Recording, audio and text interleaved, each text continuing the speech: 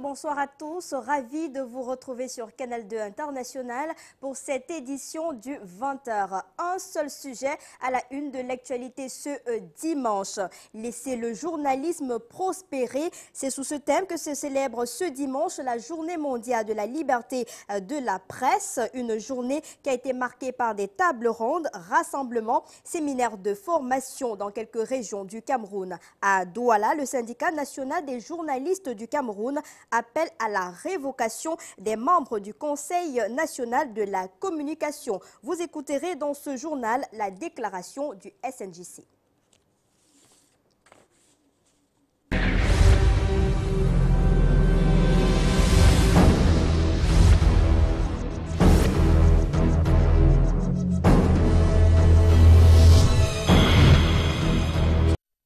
Dimanche 3 mai 2015, c'est la journée mondiale de la liberté de la presse. À Douala, deux principales activités ont ponctué cette célébration, notamment à Bonanjo, à la place du gouvernement. On a assisté à un grand rassemblement des journalistes, travailleurs en formation et sympathisants de la presse à l'initiative du syndicat national des journalistes du Cameroun. Denis Kwebo, le président, est revenu sur la prise en charge sanitaire des hommes de médias ainsi que l'amélioration des conditions de travail de ces journalistes, mais aussi le SNJC appelle à la révocation des membres du Conseil national de la communication. Je vous propose d'ailleurs d'écouter Denis Kwebo, le président du syndicat national des journalistes du Cameroun, au micro de Patrice Christian Dobo. Ce 3 mai 2015, 22 ans après Windhoek, nous avons une pensée particulière pour les hommes et les femmes des médias du monde entier en général et du Cameroun en particulier, qui ont consacré leurs énergies et leur vie à la promotion et la consolidation des médias de qualité. Nous pensons également aux hommes et aux femmes qui ont payé de leur vie pour que la liberté d'expression cesse d'être bafouée par les tenants du pouvoir politique. Le SNJC exige la révocation de tous les membres du Conseil national de la communication, à commencer par son vice-président Peter Essoka. Le SNJC demande au gouvernement de la République d'engager des discussions franches avec tous les acteurs des médias et de la communication en vue de la mise sur pied d'un organe de régulation libre et indépendant, contrairement au CNC qui a été transformé en instance de règlement de compte. Le SNJC demande aux journalistes d'ignorer toute convocation de l'actuel CNC jusqu'à ce que le gouvernement accepte l'offre de dialogue de notre syndicat. Le SNJC appelle tous les médias du Cameroun à la mobilisation et à la solidarité agissante. C'était donc là la déclaration du syndicat national des journalistes du Cameroun ce matin à la place des fêtes de Bonanjo.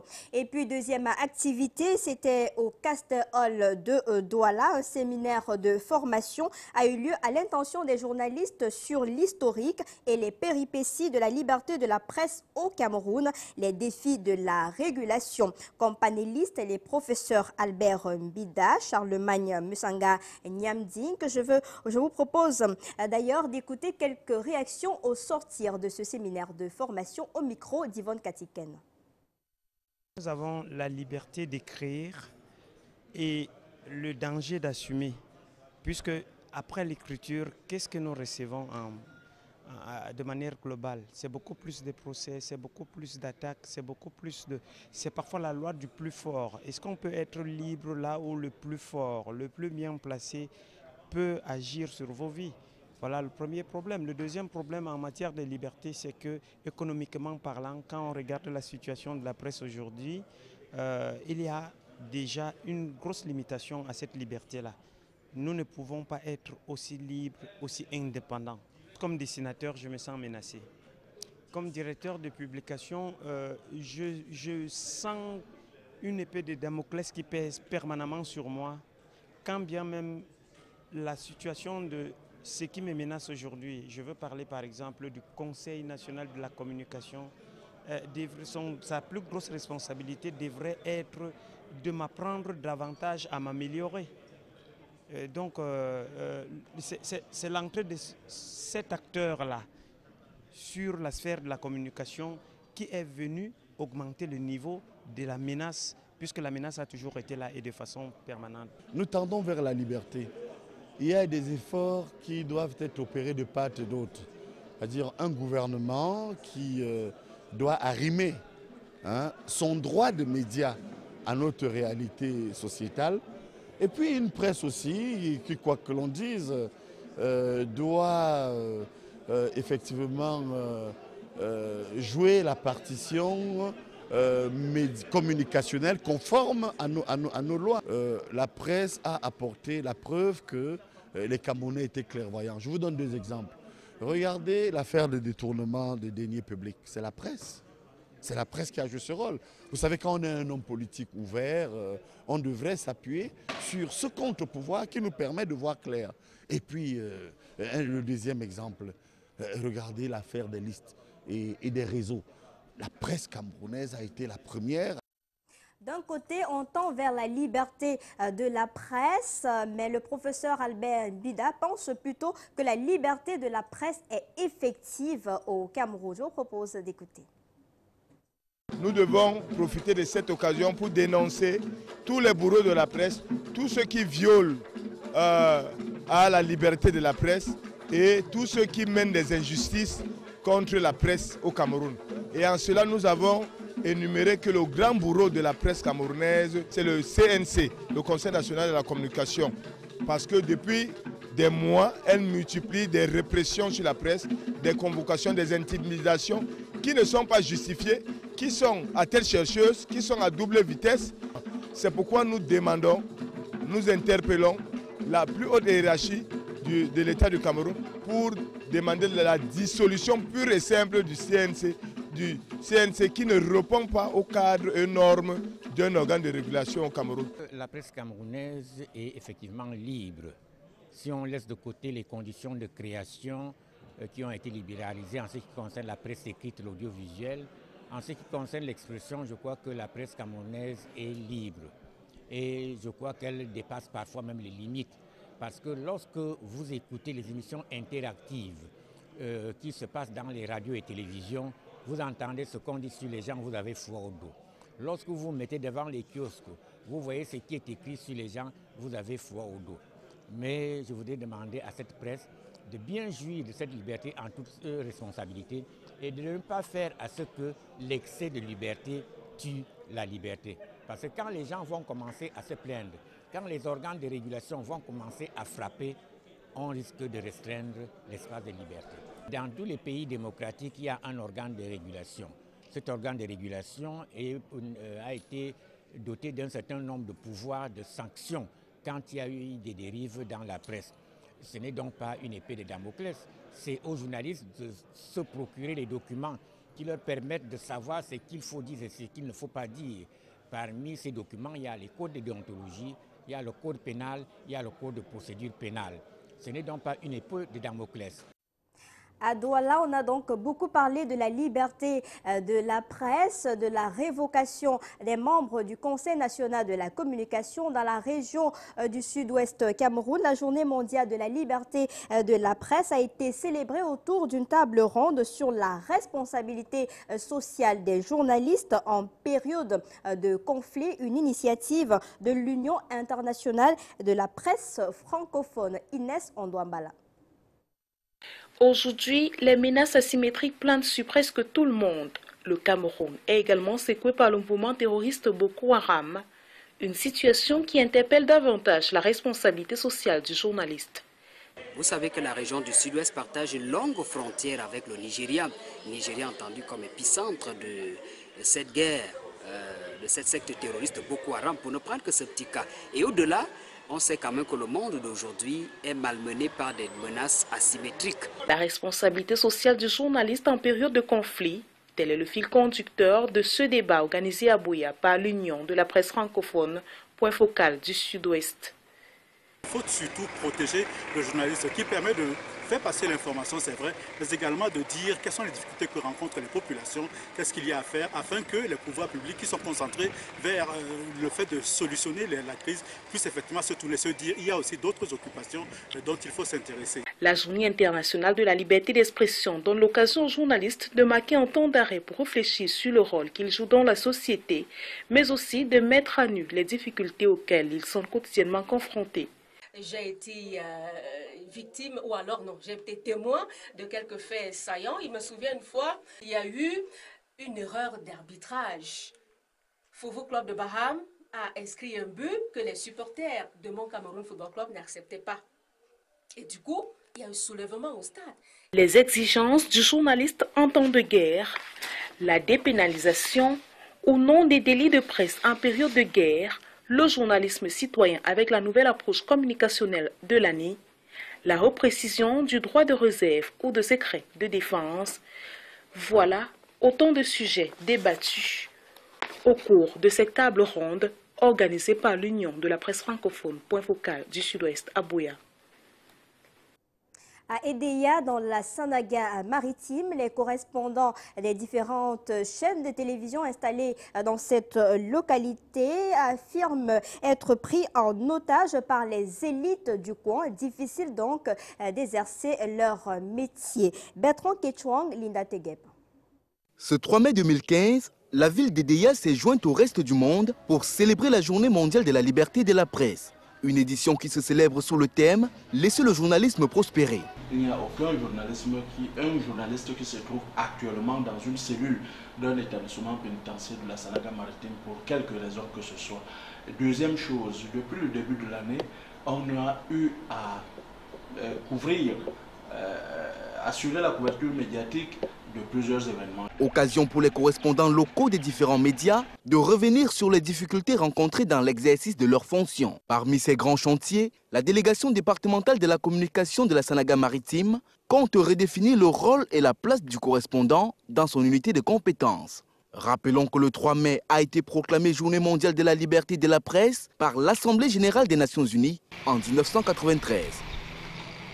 Quelques élites politiques qui voudraient souvent nous prendre en otage, peut-être parce qu'ils ont des moyens, peut-être ils veulent se positionner et voudraient qu'on fasse comme ils veulent et nous éloignant de la déontologie de notre métier.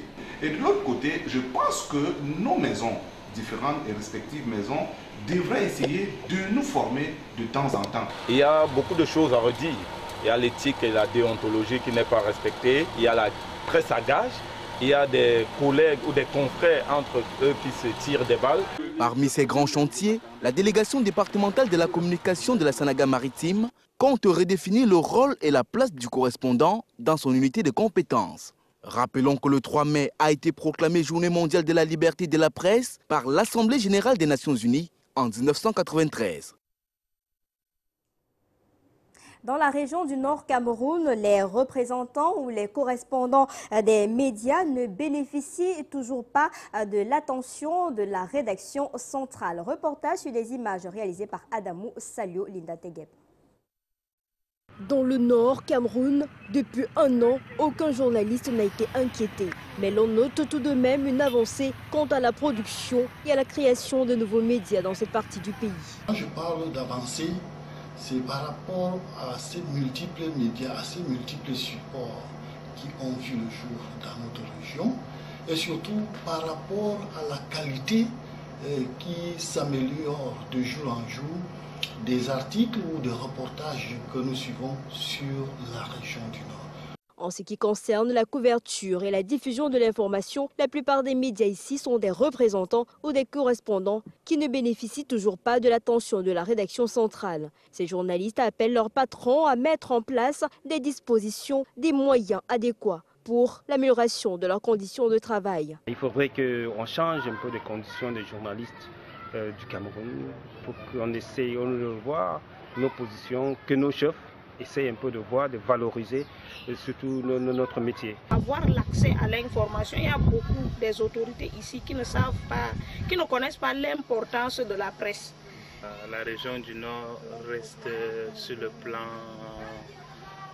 journalistique, disons, un peu pourri. Pour le délégué régional de la communication pour le Nord, El Hadj Essiakou, Canal 2 International a contribué à faire rayonner l'image du Grand Nord. Pour l'édition 2015 de la Journée mondiale de la liberté de la presse, les professionnels du micro et de la plume du Nord, aux côtés de leurs cadets venus des clubs journaux de la ville, se sont retrouvés à la délégation de la communication pour une rétrospective zéro. Le thème retenu cette année, laisser le journalisme prospérer vers une meilleure couverture de l'information, l'égalité des sexes à l'ère du numérique.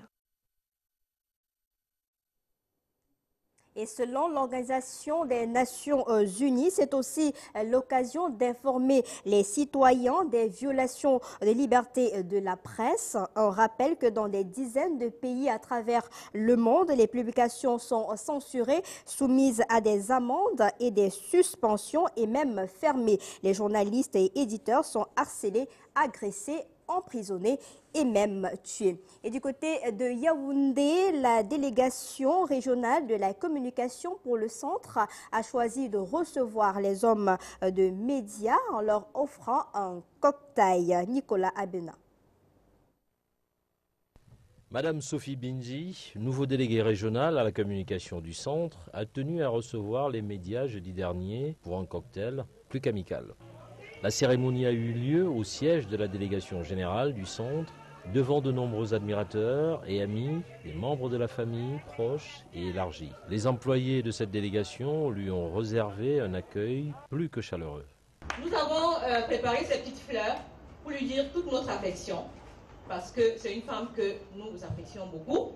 Dans son allocution, le nouveau délégué a non seulement remercié sa hiérarchie et fixé devant témoins ses objectifs.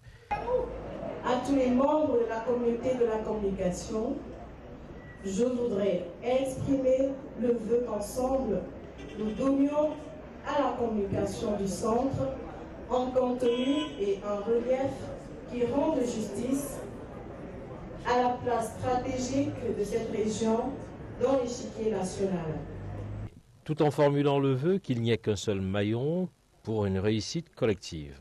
Ensemble, nous travaillons à créer l'histoire, à écrire les nouvelles pages de la communication dans le centre. Le reste de la soirée était à l'allégeance du nouveau délégué, une ambiance bon enfant entretenue par un groupe de danse traditionnel, un dîner léger et copieux. Avant cette nomination, Madame Sophie Binzi avait occupé les postes de directeur des médias cybernétiques au ministère de la Communication. Les chantiers sont nombreux et le challenge à la hauteur. Nul doute que chacun des obstacles sera franchi. Le Cameroun est engagé depuis plusieurs mois déjà dans la guerre contre Boko Haram dans la partie septentrionale du pays. L'Église évangélique du Cameroun a opté pour la marche pour la paix du côté de Yaoundé à l'Omnisport. C'était hier. Reportage. À travers ces deux régions du centre et sud 1 et centre et sud 2, l'Église évangélique du Cameroun a organisé le 26 avril dernier, dès 8 h, au stade Omnisport de Yaoundé, un culte suivi d'une marche évangélique dans les rues de la capitale, une marche en faveur de la paix au Cameroun. Plus d'1 millier de fidèles dans les tribunes du stade pour célébrer cette rencontre avec le Créateur. Et les évangile du Cameroun invitent tous les Camerounais à se confier en Dieu, le tout-puissant maître des cieux et de la terre. Ces apôtres de la paix avaient au préalable défini un parcours digne d'une souffrance souhaitée, partant du stade Omnisport au rond-point Loncague, en passant par le carrefour Eligedzoa et Batin-Loncague. Une file qui, pendant de longues heures, serpentait les grands axes sous un soleil d'aplomb. Ce nous vient du ciel, nous vient de notre Dieu. Pour l'enjeu escompté contre Boko Haram, les pasteurs s'en donnaient à cœur joie dans un stade acquis à la cause. Les organisateurs avaient pris le soin d'appeler les différentes ligues et chorales à revêtir leur tenue d'apparat, aux conseillers paroissiaux et aux nombreux fidèles de porter des vêtements de couleur blanche, aux anciens de l'église, tout comme les évangélistes et pasteurs, d'arborer leurs tenues liturgiques respectives. Émerveillé par la mobilisation des protestants de la ville de Yaoundé. Je suis ému. Une marche évangélique pour la paix, un instant de communion prophétique, une assemblée soudée autour d'une cause unique, celle de la paix au Cameroun.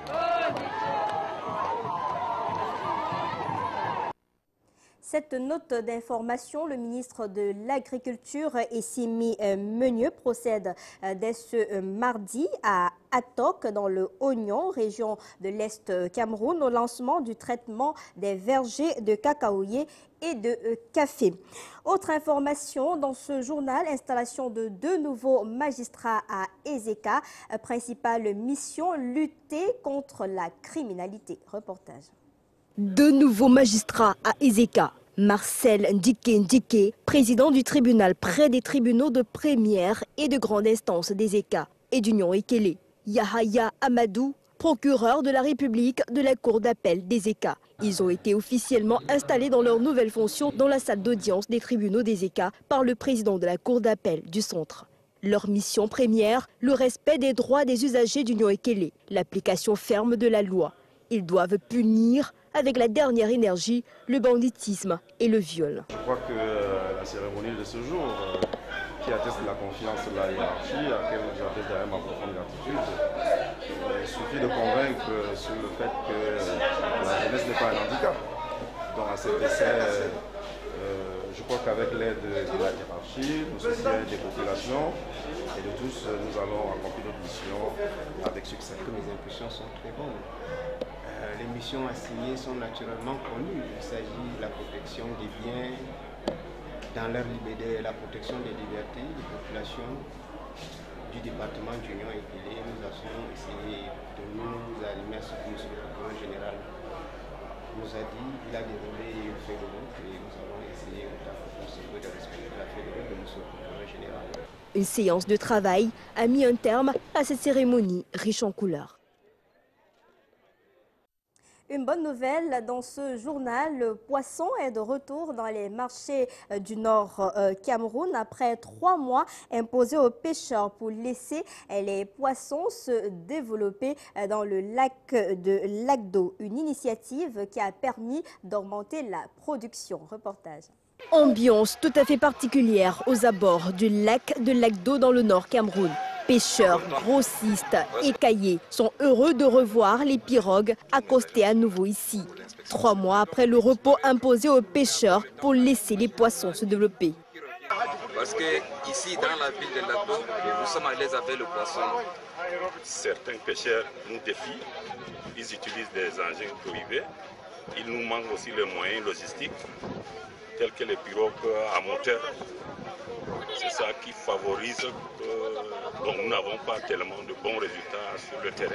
Le délégué de l'élevage, des pêches, de l'industrie animale pour le Nord effectue une mission d'inspection des étangs de pisciculture. Les piscicoles ont été réhabilités et empoissonnés ici à Gounougou, dans l'arrondissement de Lagdo.